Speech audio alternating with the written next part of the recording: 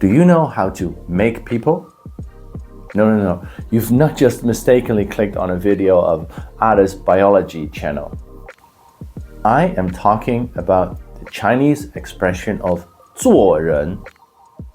And indeed, if you were to translate this directly into English, 做 means to make, 人 means a person. So together, 做人 make people. But there's more to it. Otherwise, why would I make a video about it?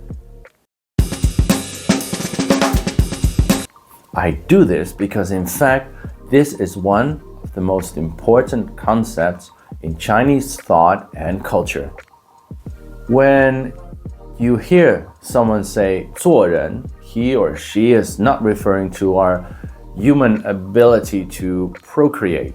If someone knows how to 做人, in Chinese you would say 他很会做人 or 他知道这么做人.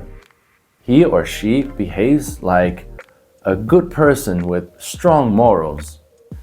And what's more important is that you know how to be a decent human being in relationship to others. You respect others and don't let your actions or words have a negative impact on other people's lives. And that is what living together in a society is all about. A big part of Confucianism is also about this, about relationships.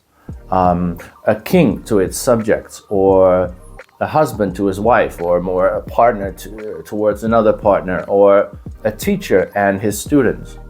And it's not that one person is higher up in rank or in hierarchy or is better than the other person.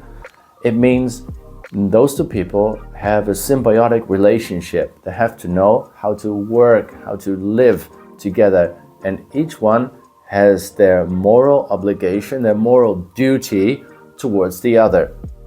Now, if a person displays antisocial behavior or doesn't know how to 做人, so you would say 他不会做人 or 他不知道这么做人, which is very, very bad if somebody says that about you. It means that you don't know how to be a decent human being, basically.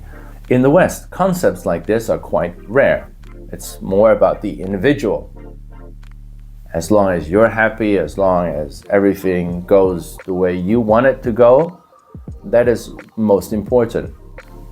But in Taiwan or China or other Asian countries, it's more of the opposite. And it doesn't mean that the individual is unimportant, far from it. But each individual has to understand that they are not the only one living in that society, that they have to know how to behave in a way that doesn't negatively impact other people, that you respect the people around you. So from now on, make sure that you are also 做人, if you weren't already.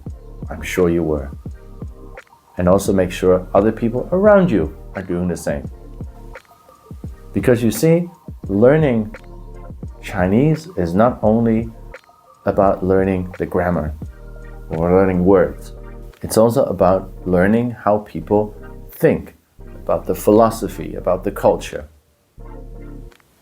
And 做人 is a very important part of that. Because we all live on this big blue and green ball together, and we have to make it work together. I hope you enjoyed this short but important video. Make sure to like and subscribe, and I will see you in the next video. Until then, 继续加油!